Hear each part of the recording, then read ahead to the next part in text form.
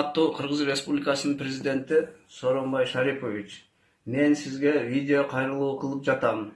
Мен Арапов Шайырбек Нурматович 2018 жылдын 10 январына чейин Ноокат райондук статистика бөлүмүндө сектор башчы болуп иштегенмин.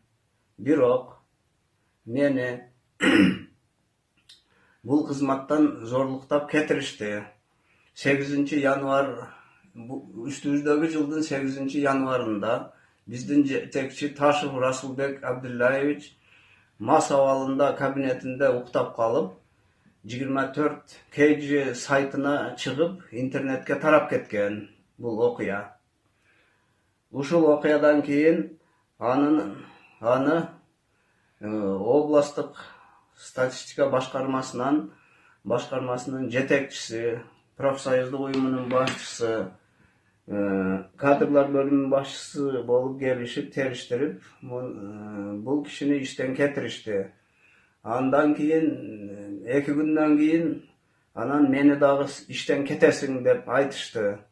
Мен эмне үчүн мен иштен кетем, менин күнөөм жок десем, болбосо статья боюнча кетиребиз деп коркутушту. Мен анан кийин Ош облустук статистика башкармасынын жетекчисине айттым. Бул күнү мен ал Ташев Расул менен бирге болбосом, бирге ичпесем, анан кийин бул окуя иштен кийин кеч саат 18ден кийин болгон. Эмне үчүн мен кетишим керек десем, сен моралдык укугуң жок иштегенге деп, эгер өз каалооң менен арыз жазбасаң, статья менен кетесиң деп коркутту областык статистика башкармасынын жетекчиси Ражабов Медер. Анан кийин аргасыздан мен арыз жаздым өзүм, өз каалоом менен.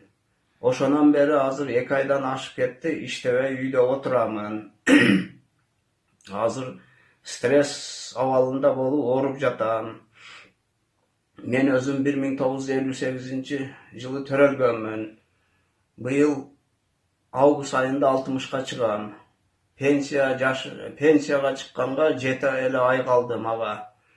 Өзүм бул системада, статистика системасында 35 жыл иштедим. Ошонун 7 жылдан ашыгын Ош облустук статистика башкармасында иштедим. Анан 27 жылдан ашык Ноокат райондук статистика бөлүмүндө иштедим. Ушул иштеген мезгилимде мен көптөгөн грамоталар, сыйлыктарды алдым. Тактап айтсак, статистиканын 70 жылдыгына, 80 жылдыгына жана 90 жылдыгына карата грамоталарды алдым. Ош облустук статистика башкармасынын, Ноокат райондук администрациясынын, Кыргыз Республикасынын улуттук статистика комитетинин грамоталарын алдым. Ошондой эле Ош облустук кадрлар кызматынын грамотасын алдым. Өзүм Кыргыз Республикасынын статистикасынын отличнигимин. Азыркы мезгилде эми ишсиз жүрөм. Менин 5 балам бар. Азыр 2 студентим бар. Бир студентим 7-курста медфакты окуйт. Дагы бир студентим 3-курста окуйт. Аларга контракт төлөймүн. Бир уулума былтыры ипотекалык кредитке үй алганмын. Азыр эми ишсиз отуруп, финансылык абалым дагы начар. Улуу урматтуу Сооронбай Шарипович, мага жардам берсеңиз, мен ушул мурдагы ээлеген кызматыма, турушума жардам бериң, восстановление болгонго. Ушундай кайрылуу менен мен сизге кайрылып жатам. Улуу урматтуу Кыргыз Республикасынын президенти Сооронбай Шарипович. Мына менин жолдошум 2 айдын жүзү болду иштен кетишкенине.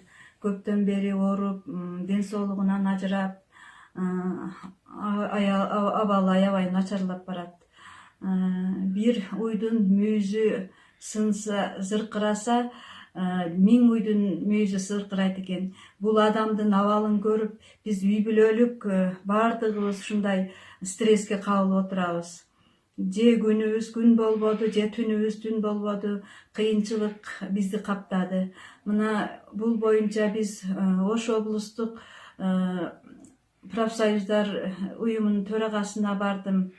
Ал жерден андан тышкары президенттин ыйгарымдуу өкүлүнө бардым. Ал жерден жакшы бир майнап чыккан жок. Биз алардын жообуна канаттанбадык. Мисалы, эми чыдап турасыздар, эптеп турасыздар деген сөз бизге оор турду. Мына кыш мезгили экен, бир эптегенге эп болбойт экен. Мына бала чакам менен өзүм дагы ооруп турам, мынакей ден соолугум начар. Мына неберем менен күндө дуа кылгыла, атаңар, чоң атаңар өзүнүн ишине кайра туруп калсын десем, чоң атам мынакей ишинен турбады го деп, балам зарыгып жүрүп мынакей сары оорусу болуп больницада жатып калды. Мына студенттерим дагы кыйналып атат азыр. Бизге ушул биздин кайрылуубузга бир кайдыгер карабастан туура бир анык жооп кайтарышыңызды сизден көптөн көп суранабыз.